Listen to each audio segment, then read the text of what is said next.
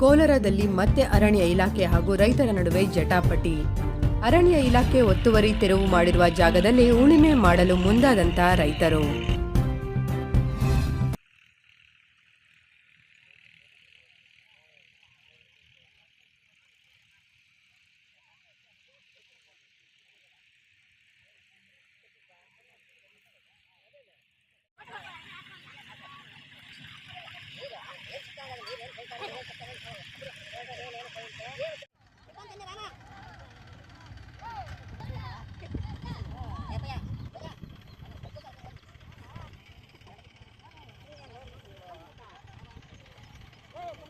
ಯಾಕಂದರೆ ಇಲ್ಲಿ 25 ವರ್ಷ ಮಾವಿನಲ್ಲಿತ್ತು.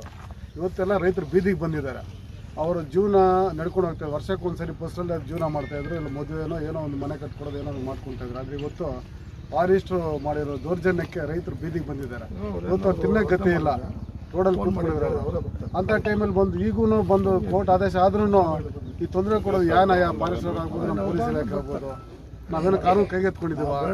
ನೋಡಿ ದಾಖಲೆ ನಮಗಿದ್ರೆ ನಮ್ಮ ಸಹಾಯ ಮಾಡಿ, ಅವ್ರಿಗೆ ಅವ್ರು ಮಾಡಿ. ನಾವಂತೂ ಬಿಡೋದಿಲ್ಲ. ಇಲ್ಲಿ ಉಳ್ಳೋದೇ ತಾವು ಕಾನೂನು ಪ್ರಕಾರ ನಾವು ಯಾರು ನಡ್ಕೊಂಡಿದ್ದಿಲ್ಲ. ನಡ್ಕೊಂಡ್ರೆ ತಾವು ಕಾನೂನು ಪ್ರಕಾರ ಮಾಡ್ಬೋದು. ಡಿಪಾರ್ಟ್ಮೆಂಟ್ ಕೊಟ್ಟಿದ್ದಾರೆ, SP ಕೊಟ್ಟಿದ್ದಾರೆ, SP ಅವರಿಂದ ಎಂಡಾರ್ಸ್ಮೆಂಟ್ ಕೊಟ್ಟಿದ್ದಾರೆ, ಫಾರೆಸ್ಟ್ ಡಿಪಾರ್ಟ್ಮೆಂಟ್ ಕೂಡ ಕೊಟ್ಟಿದ್ದಾರೆ. ಪೊಲೀಸ್ ಅವ್ರಿಗೇನು ಇದಕ್ಕೆ ಅಡ್ಡ ಮಾಡಬಾರ್ದು. ಡೇಟನ್ನು ಫಿಕ್ಸ್ ಆಗ್ತೀನಿ ಅಂಪಿಸ್ತಾರೆ. ಮುಂದೆ ಕೋರ್ಟಲ್ಲಿ ನಡೆದು ಕೋರ್ಟ್ ವಿಚಾರಣೆ ಆಗಿ ಇದು ಇಲ್ಲಪ್ಪ ಗಾಡಿಗೆ ಅಂತ ಆದಾಗ ಆವಾಗ ಅವ್ರು ಬರೋದು ಅಪರಾಧ ಆಗ್ತದೆ. ಅದು ಆವಾಗ ಇದು ಮಾಡ್ತಾರೆ. ಕೋರ್ಟ್ ಆದೇಶನೂ ಕೂಡ ಸುಮ್ಮನೆ ರೈತರು ಇದಕ್ಕಿದ್ದ ದೌರ್ಜನ್ಯ ಏನಿದೆ.